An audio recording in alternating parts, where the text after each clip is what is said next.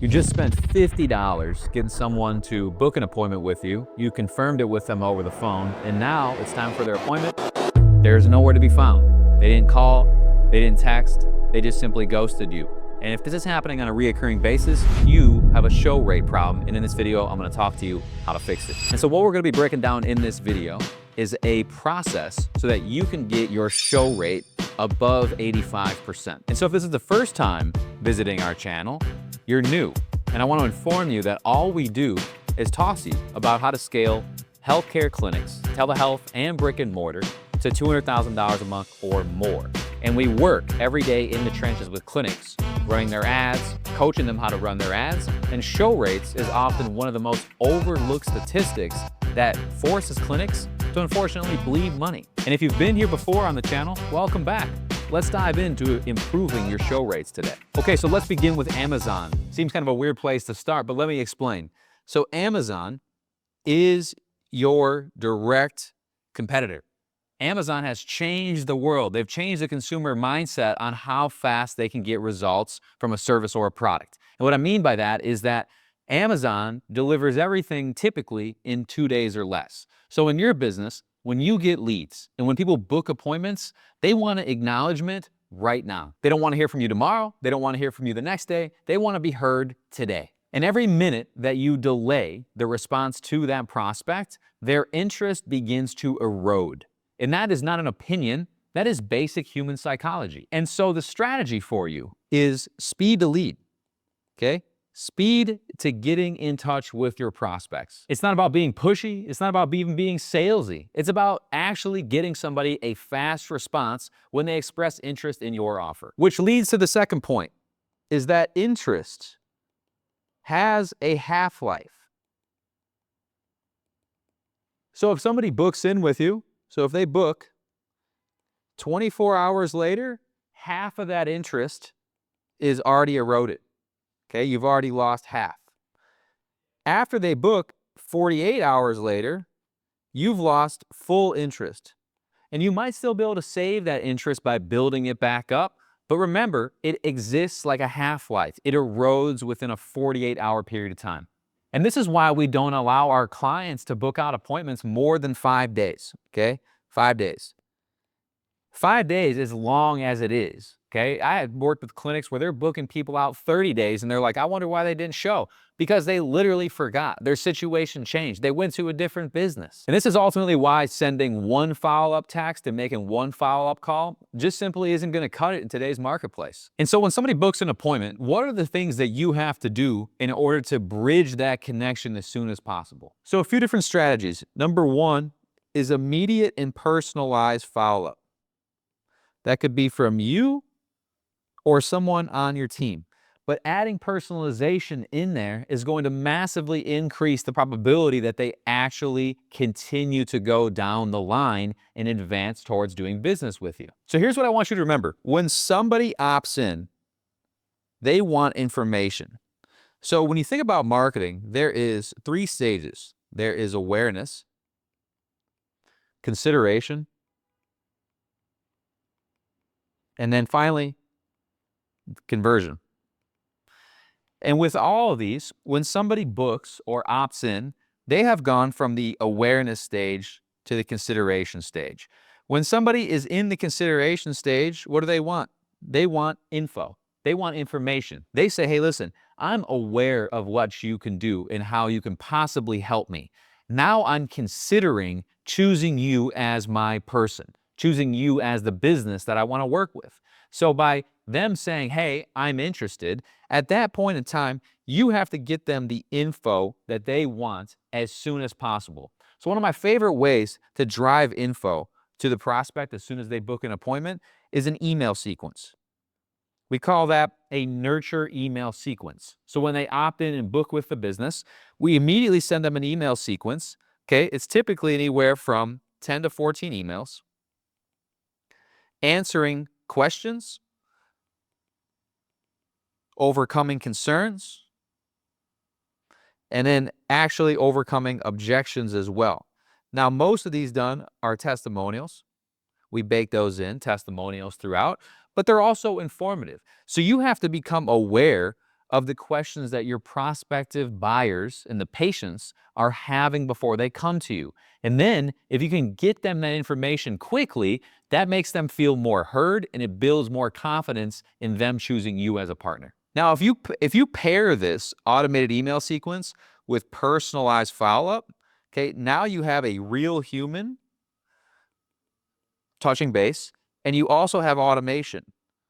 A lot of people only rely on the automation, and that is a mistake because what happens now is there's a completely eroding trust within all enterprises online because everyone has been burned by stuff. They've tried things that didn't work, and so they're hesitant from a trust standpoint. So by having a real human engage, that starts to bridge the trust gap, which ultimately prevents people from taking action. And so the clinics that are doing both personalized follow-up and automated follow-up, delivering information to the prospect, are by and large seeing the highest show rates. Now, one thing I want to be absolutely clear on is that you don't want to deliver 10 to 14 text messages instead of emails. Remember, we talked about this in a different video in our text and email masterclass that we put out. Text is kind of like that sacred space on the phone. We don't want to blow that number up. We want to make some calls and some texts being personalized, but we don't want to just spam a bunch of information via text. That would be a no-go. Now, when it comes to actually doing outreach, the other consideration, you have personalization, you have the automated follow-up delivering information. Now you also have to look at the volume. How much and how often are we following up? Well, in business, there's a common statistic that we have to do 7 to 12 touches to get somebody to actually confirm the appointment and or like actually be truly on the books. They've spoke with somebody, they've been qualified, now they're on the books. Well, we got to make 7 to 12 touches to actually get in touch with that person, okay? Now, again, what most people do mistakenly is they just allow the automation to do all the work, and as a result, they don't get the outcome. So what we want to do is we want 7 to 12 touches, but we want to look at the time frame. We want to look at the time frame. Most people are doing 7, 12 touches over weeks, which is no good. We want to shift from weeks to doing 7 to 12 touches in 72 hours. And what that does for you is it condenses your outreach cycle. So instead of saying, hey, we're going to reach out to you 7 to 12 times over a period of weeks, we're going to touch base with them 7 to 12 times in 72 hours because we know that past 3 days, so greater than 3 days, we see just a tank in the response. As a result, we see a tank in the show rate. So you want to have really high volume touches, again, personalized phones, emails over those first 72 hours. Now, again, that might sound aggressive, but it serves a purpose because it's informational, okay? So in these 7 to 12 touches, okay, we are educating, we're informing of process, we're showing proof that we have not done this once. This is not our first rodeo. We've done this many times. And when we do get them confirmed on the calendar, where we actually made a human-to-human connection, we're then sending reminders. And we're not blowing them up with reminders, but we are sending fairly frequent reminders. Now, when it comes to reminders, we like to do 3 days out, 1 day out, and then we do 3 hours, 1 hour, and then basically 30 minutes.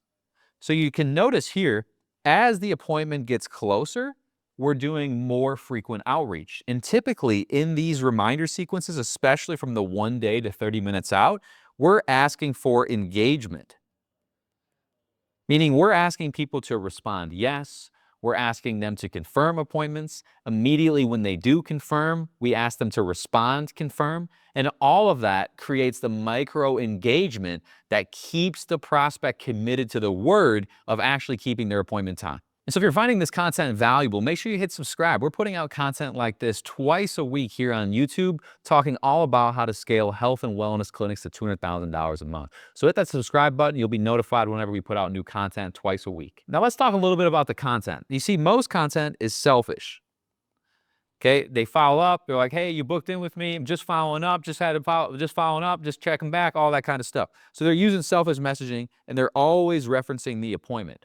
What the great sales organizations do is they use education and information, as we talked about.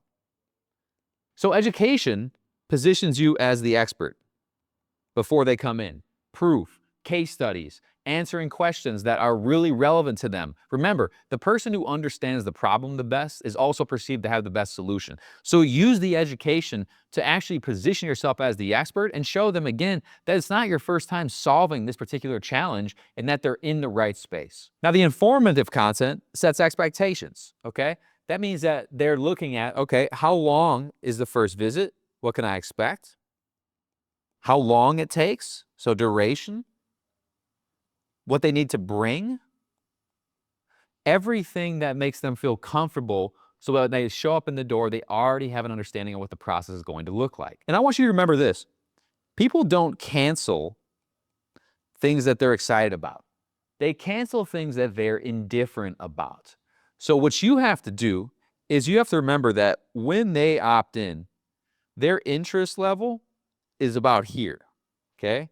And in order to get a deal done, so we'll call this the current interest. In order to get a deal done, we have to get their interest to be much higher.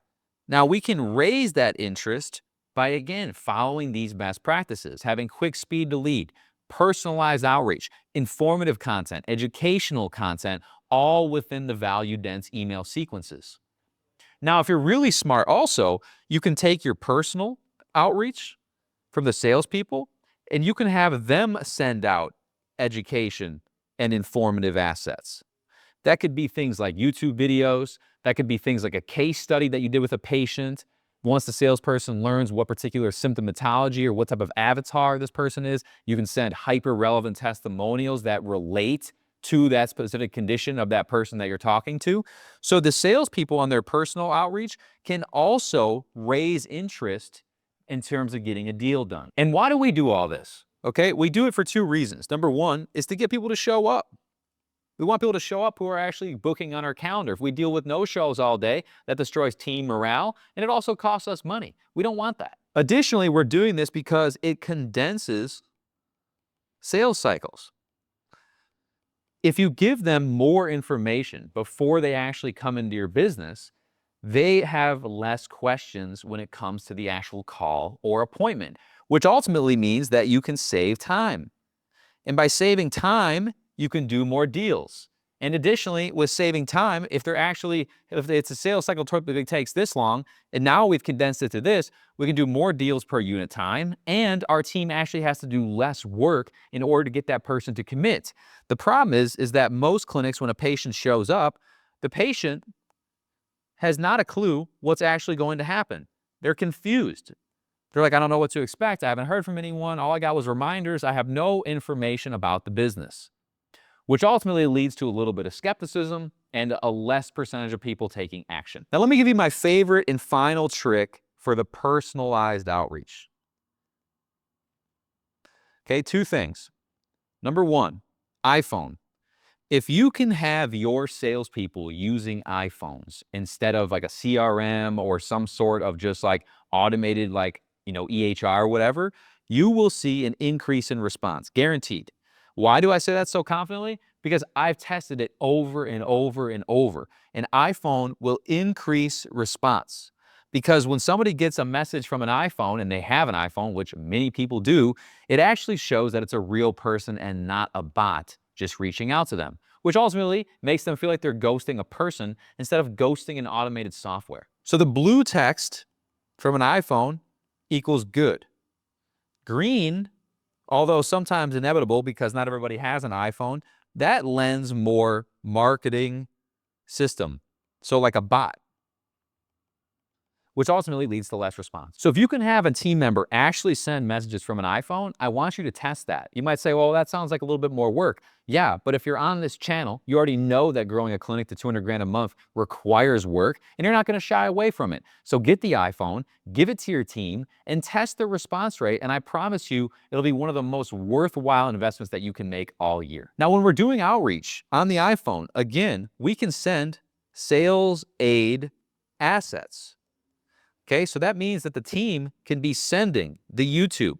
They can be sending the case studies. They can be sending the testimonials.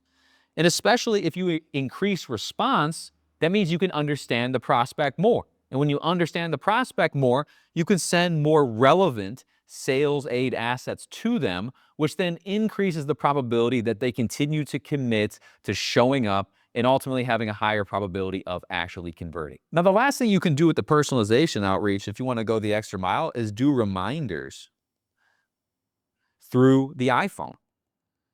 So the day before the appointment, maybe you are using automation for reminders. That's cool. But maybe the day before, you're going to use the iPhone. So one day out. It may be one day out. Maybe you get strategic and you say, hey, listen, we're not just going to send them a text because that's what everybody does. We're not going to do that. We're going to send them a selfie video. And with that selfie video, we're basically going to put a face to a name. We're going to show that we're real people in this city helping other people get results. And ultimately, what we're trying to do is we're trying to minimize the ghost rate, where people just don't show up to the appointment and we don't know why. So I'm telling you, if you implement a selfie video before the appointment, one day out from the appointment, you will see a massive improvement in your show rates because people are actually going to commit to you as a real person instead of just like feel like, because instead they just feel like they're ghosting a bot. They're like, oh, well, I don't need to show up. I haven't really talked to anyone. I have no emotional connection to that business. But if you send the selfie video, that massively improves the probability that someone will actually show up. Now, let me recap everything that we talked about in terms of the best practices here. The first thing, speed to lead. It matters more now than ever because the consumer has all the power. They get to choose what business they go to. Who are they going to go to? The business that touches base with them, that gives them the most information, and that they feel the most connected to. Do not sleep on speed to lead. Amazon has changed everyone's kind of thought process around the marketplace in terms of getting value quickly. Second thing is that interest has a half-life. Typically no more than 48 hours. So if you don't make contact with somebody in 48 hours because either you just don't reach out or you're lazy with your follow-up, you're going to notice that the interest level just starts to decrease very quickly per unit time. So remember that interest has a half-life and that leads are not mutually exclusive. When you get a lead, don't be like, oh, we got a lead, it's for us. No, dude, like they probably signed up for more than one business and it's your responsibility to go out and magnetize that person to your clinic. Next thing is email sequences. Okay, that's the 10 to 14 day, or excuse me, 10 to 14 emails, not day, 10 to 14 emails. Okay, that means that if somebody books an appointment for tomorrow, they're gonna get all 10 emails between now and that initial appointment. We're not gonna like wait a bunch until like after their appointment. We're gonna hammer them with all those emails so that they have all the information they need before showing up in the door. Next is personalization. So having somebody on your team actually do personalized outreach to the person to really build that connection, to make it feel like there's real people behind this business and it's not just some sort of robotic company. And remember, 7 to 12 touches, 7 to 12 in 72 hours. That's the best practice. Don't do it over weeks, do it over 3 days because remember, the interest has a half-life. So if we wait weeks to do the second, third, and fourth follow-up, we've already vaporized that interest into thin air.